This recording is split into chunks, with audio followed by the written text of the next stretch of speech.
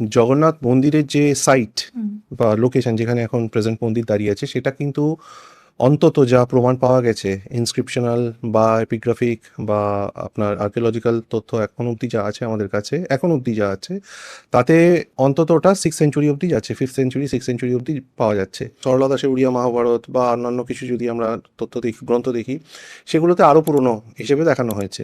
পুরাণ যেগুলো আছে আমাদের, ধরুন স্কন্দ পুরাণ, উৎকল পর্ব, স্কন্দ পুরাণ, পুরুষোত্তম মাহাত্ম্য, শিশুকৃষ্ণ দাসের দেউলকরণ এবং আরও বিভিন্ন, এগুলো যদি দেখা যায় তাতে জগন্নাথের যে উল্লেখ পাওয়া যায় সেটা কিন্তু অনেক পুরনো।